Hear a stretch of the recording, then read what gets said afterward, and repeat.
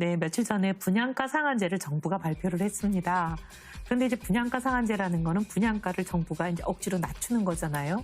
근데 여기에 대해서 정부 안에서 두 가지 찬성 반대가 극명하게 엇갈렸습니다.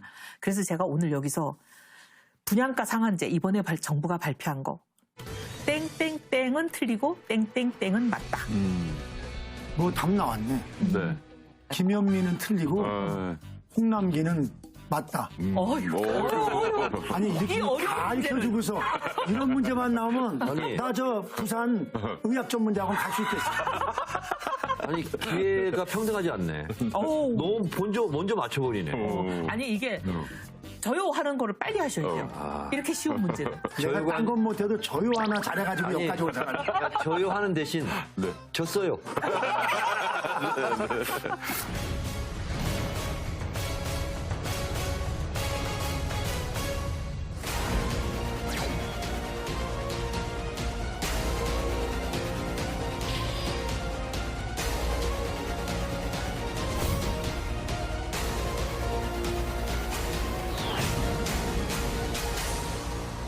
정부 안에서 두 가지 찬성 반대가 극명하게 엇갈렸습니다.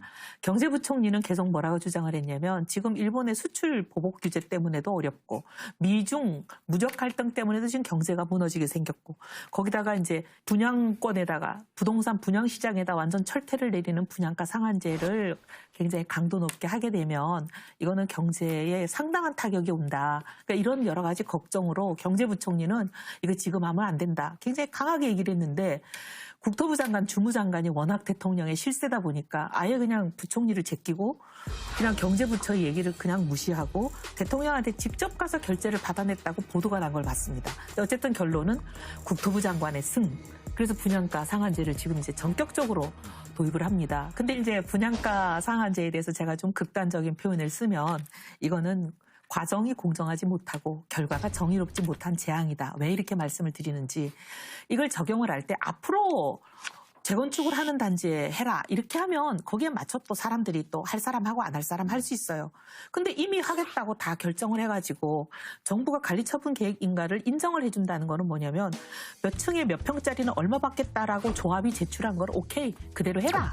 그대로 받아라 라고 정부가 인정을 해준 거예요. 그러니까 다 그거 믿고 지금 이제 집을 부셔버렸는데 다시 되돌아갈 수도 없는 사람들한테 갑자기 이렇게 분양가를 후려쳐가지고 몇 억을 더 내놔라. 이러면 이건 굉장히 공정하지 않은 거죠.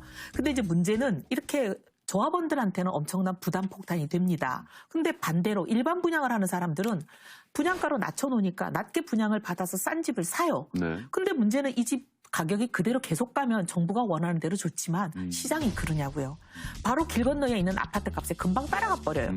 올라가죠. 굉장히 낮은 분양가로 새 집을 얻어놓고 1, 2년 지나면 바로 옆집이랑 똑같아지니까. 폭리를 취할 수 있다. 그러니까 로또가 대박 로또가 되는 거예요. 그러니까 이게 부당하다는 거예요. 그다음에 결과가 집값을 잡을 수 있으면 얼마나 좋습니까? 집값을 잡는 목표를 달성하면 또 자기 희생을 하고 있다는 사람들도 있어요. 근데 문제는 집값을 못 잡아요. 좀 잡히긴 잡히던데. 그래도. 아니 그렇지 않습니다. 분양 시장은 지금 이제 얼어붙는데 그렇게 되니까 최근에 지은 지 6개월 되고 1년 되는 새 아파트에 지금 뭐 완전 폭등을 하고 있습니다. 반포의 A단지는 1억 8천이 그냥 발표하자마자 올라버렸어요. 분양가 상한제는 지금 하겠다라고 발표를 한 거지 10월이 돼야 시작이 되거든요. 아직 시작도 안 했는데 1억 8천 올랐는데 더 기가 막힌 거는 개포의 B단지는 2억 3,300이 올랐어요. 근데 이런 데는 뭐예요? 잠실주공 같은 경우는 1억 원이 하락하고 막 이랬다는 그거는 일부 이제 분양을 하려고 하는 부분들이 그런 거죠. 근데 이제 분양 말고 새로 끝나가지고 새로 지은 데들, 이런 데들이 지금 이제 오르는 거예요. 근데 제가 뭔 얘기를 하고 싶으냐면 서울 전체에 집이 있을 거 아니에요? 근데 재건축으로 신규 공급되는 건 1% 남짓이에요. 1% 남짓으로 전체 집값을 잡는 거는 역부족입니다. 저도 결론적으로 얘기하면 홍남기 부총리 의견에 동조를 합니다. 고맙습니다. 현 정부 경제부총리를 지지해줘서. 저도 지지해요. 분양가 상한제는 실질적으로 실효성이 입증되지 않은 그런 제도고요. 정부가 시장을 이길 수가 없습니다. 결국은 수요 공급에 의해서 가격이 맞춰지기 때문에 사실 이 문제를 꺼낸 주된 이유는 강남 집값을 잡겠다 이거거든요. 근데 저는 빈대 잡으려다가 초가상가 태운다는 말이 있듯이 강남 집값 잡으려다가 강남 집값은 못 잡고 오히려 대한민국 경기만 더 나빠지지 않냐는 그런 우려를 집값은 못 잡고 하지 않을 경기만 수가 잡는다. 예, 경기만 잡는다 그런 말씀을 좀 드리고 싶고요. 그리고 지금 이제 정부에서는 그거거든요. 전매를 못하게끔 전매 기간을 늘린다. 10년까지 늘린다 그런 얘기를 했는데 꼭 팔아야 될 사람은 그 LH에서 그 원가에 사주겠다 이런 얘기인데 실질적으로다가 만약에 중간에 돈 아쉬워서 파는 사람은 정말 어려운 사람들이 팔지 있는 사람들은 10년 버티면 되죠. 그리고 가격이라는 것이 풍선 효과가 있기 때문에 분양가 상한제는 성공하기 어려울 것이라고 생각이 됩니다. 분양가 상한제를 했다가 안 했다가 이번에 이제 다시 또 이렇게 하는데 대체적으로 아파트 한 채 값이 30억 이건 누가 봐도 좀 문제가 있는 거예요. 근데 정부로서도 이거를 억제 규제를 하는 것이 옳겠느냐 아니면 당장 죽겠다고 그러니 풀어주는 게 좋겠느냐 해서 이 경제 정책 특히 분양가 상한제 같은 경우는 정부 내부에서도 이제 양론이 있는 건 사실이에요.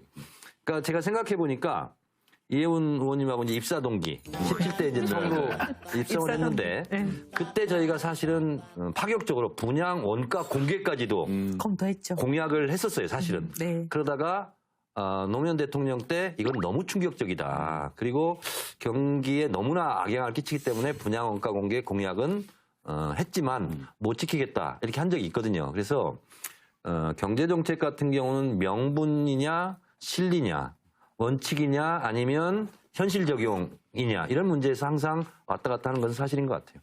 아까 이제 우리 정청래 의원님이 분양가 상한제라는 옛날에도 했던 적이 몇 번 있지 않냐? 했죠. 박정희 정부 때 했습니다. 분양가 상한제를 하게 되면은 공급이 줄어요. 재건축 할 사람이 누가 있겠어요? 그러니까 갑자기 공급이 주니까 연평균 10%가 넘는 집값이 폭등들을 했습니다. 그리고 노태우 정부 때도 물론 분양가 상한제인데 그때는 왜 집값이 떨어졌냐? 공급을 확 늘렸거든요. 200만 원 공급하면서 분당, 일산 다 있잖아요. 그래서 그런 거고 그다음에 노무현 정부 때를 꼭 얘기를 드려야 될 것 같아요. 2005년에 이걸 갑자기 부활시켰어요. 갑자기 부활시켜가지고 하니까 2005년에 이거 부활시키고 나서 건국 이래 최대로 집값이 뛴 해가 2006년입니다. 그래서 노무현 정부 때 노무현 정부 내내 78% 거의 80%의 집값이 올랐던 게 그게 이제 이런 영향이 있는 거거든요. 그래서 이 분양가 상한제를 하면 결국은 단기적으로는 분양시장이 얼어붙을지 모르겠지만 결국은 이건 풍선 효과가 돼서 장기적으로 집값이 오른다. 이렇게 말씀을 드리고 싶은 겁니다.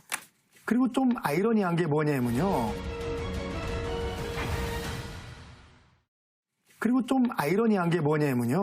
이게 이중적입니다. 무슨 얘기냐면은 정부가 재건축 초과이익 환수는 기대이익도 이익으로 보고서 세금을 걷어갔는데 이제 반대로다가 그 분양가 상한제에서는 관리 처분 인가시 책정한 분양가가 확정 이익이 아닌 기대이익에 불과하기 때문에 위헌이 아니다. 이렇게 이중잣대를 지금 들이밀고 있거든요. 그래서 이거는 좀 재산권 침해 그리고 헌법이 위배되는 그런 측면이 있다고 저는 생각이 됩니다. 한 가지 또 걱정스러운 것은요. 이렇게 공부를 많이 해왔어요, 오늘. 이건 적은 거 읽는 거예요.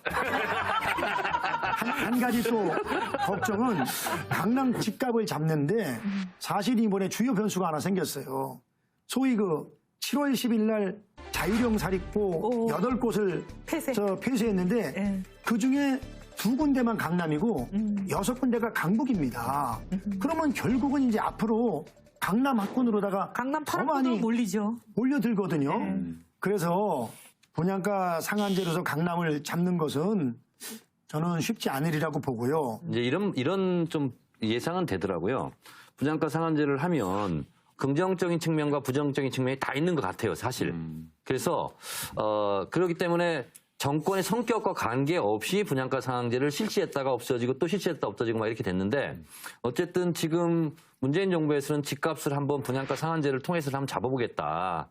그런 것은 있는 건데 정책이라는 것이 예를 들면 시장이 반응해야 되고 또 수요 공급자들이 따라줘야 되고 그런 문제가 있는데 이제 그런 부분까지 한번 좀 면밀하게 정책을 좀 세울 때 좀 구체적으로 좀 그런 세밀한 부분까지 좀 대비를 했으면 좋겠어요. 우리 힘 있는 여당 실색해서 좀 얘기 좀 해주세요. 우리는 아무리 얘기해도 저는 여당 주무장관이 그를 새를 막아요. 잃은 실세예요. 이를 진짜 실세요? 네, 마무리하겠습니다. 이혜원 의원께서 열어주신 판도라. 812 분양가 상한제. 홍남기는 맞고 김현미는 틀리다. 한 줄 평 부탁드립니다. 둘 다 맞았으면 좋겠습니다. 네. 가만히 있어봐. 적은 게 있는데 어디. 네, 네. 시장을 이기는 정부 없다. 네, 정말 네. 동감이 명언을 네, 준비해 오셨네. 네. 예. 뭐 불만 있으면 얘기해. 아니, 상당히 희장해요, 지금. 네, 이렇게 세 분의 판도라 모두 짚어봤습니다. 판도라 공식 엔딩입니다. 못다한 이야기 전하는 시간 수취인 분명으로 마무리하겠습니다. 먼저 이혜훈 의원께서는요. 김현미 국토부 장관께 한 말씀 해주시죠. 네. 김현미 장관은 그 주무장관으로서의 자기의 실적만 생각하시기보다는 한국 경제 전반을 생각해 주시는 그런 눈을 좀 넓혔으면 좋겠습니다. 네, 네.